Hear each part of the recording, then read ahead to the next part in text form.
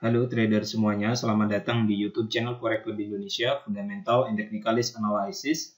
Di kesempatan kali ini kita akan bahas setting indikator RSI untuk scalping.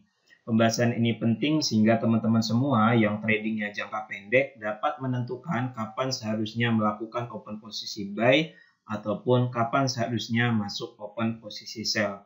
Namun sebelum kita masuk ke penjelasan yang lebih lengkap dan detail mengenai setting indikator RSI untuk scalping ini perlu kami ingatkan bagi trader Forex Club Indonesia semuanya yang saat ini belum daftar akun trading di XM, silakan daftar terlebih dahulu. Penjelasan lengkap bagaimana cara daftar akun trading di XM, panduannya telah kami jelaskan secara lengkap dan detail di video yang paling pertama di dalam playlist belajar trading Forex dari nol.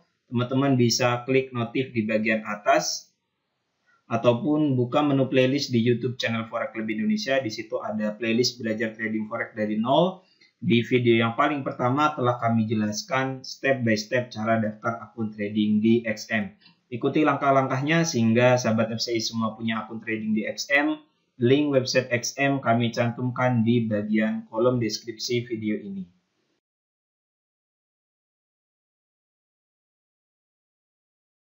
Oke, mari kita mulai saja bahas mengenai setting indikator RSI untuk scalping. Nah, pada grafik yang sekarang teman-teman lihat, ini kita telah buka pair mata uang USD JPY TFM15.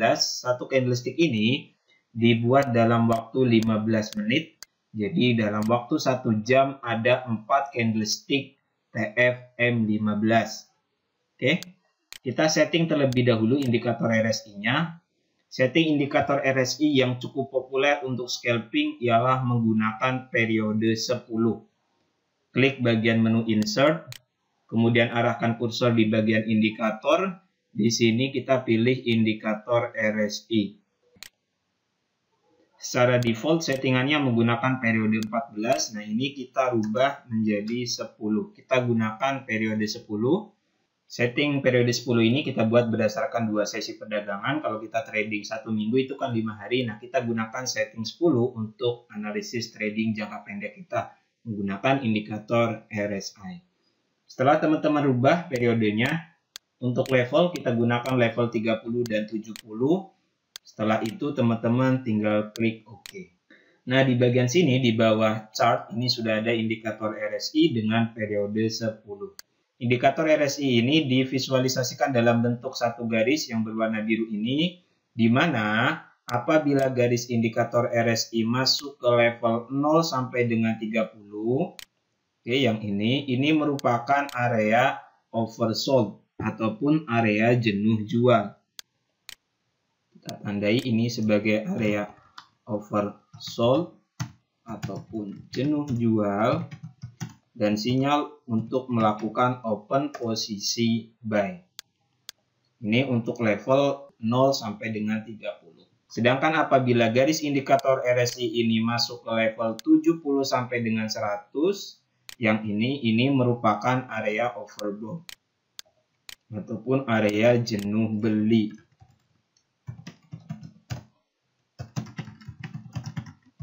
Dan sinyal untuk melakukan entry sell. Ini dasar yang perlu teman-teman ketahui ketika menggunakan indikator RSI. Nah, untuk scalping, ini tips buat teman-teman semua. Pertama, kita harus ketahui terlebih dahulu arah mata uangnya mau kemana. Simpelnya, trennya mau kemana, mau naik atau turun. Nah, menentukan tren ini bisa teman-teman lakukan menggunakan analisa fundamental. Sekarang kita buka pair mata uang USD JPY, berarti kita analisis mata uang dolar Amerika dan yen Jepang. Kita buka bank sentralnya, kita lihat kebijakan moneternya. Kita buka Bank of Jepang. Oke, ini link websitenya. Kita buka di bagian kebijakan moneternya. Kemudian kita lihat di rilis kebijakan moneternya. Yang ini, klik 18 Januari 2022. Kemungkinan teman-teman saat melihat pembahasan ini akan berbeda kebijakannya, tapi pada intinya sama. Silakan teman-teman lihat terlebih dahulu kebijakan moneter daripada bank sentralnya. Kita lihat Ini kebijakan moneter daripada Bank of Jepang. Kalau kita lihat di sini, suku bunganya masih tetap dipertahankan pada level negatif 0,1%. Kemudian program kuantitatif easing-nya masih tetap terus dijalankan dengan maksud dan tujuan agar kondisi inflasi stabil pada level 2%. Kebijakan ekonominya masih longgar. Nah, kita lihat dolar Amerika. Kita buka The Fed. Yang ini websitenya. Kita lihat.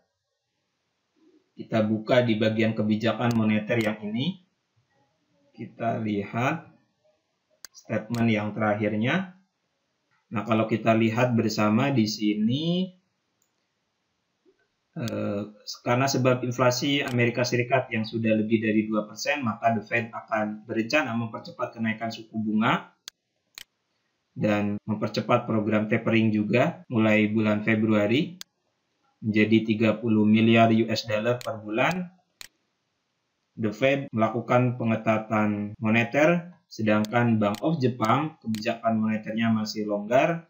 Nah, dari dua hal ini teman-teman sudah dapat menganalisis bahwa dolar Amerika akan menguat sebab sentimen The Fed akan menaikkan suku bunga, sedangkan yen Jepang akan melemah. Jadi arah mata uang USD JPY akan naik. Kalau kita sebagai investor, tentu kita akan memilih mata uang yang suku bunganya akan dinaikkan daripada mata uang yang suku bunganya masih berada pada level yang negatif 0,1%, kemudian masih melakukan program quantitative easing. Nah, setelah teman-teman tahu arah mata uangnya mau kemana, pair mata uang USD JPY akan naik, dolarnya menguat, yen Jepangnya akan melemah. Jadi ketika teman-teman trading di pair mata uang USD JPY, maka sebaiknya cari peluang untuk melakukan open posisi pembelian ataupun buy. Nah, kalau kita lihat berdasarkan indikator RSI, ini bagi teman-teman yang tradingnya jangka pendek, maka lihat saat garis indikator RSI ini berada di level oversold ataupun area jenuh jual.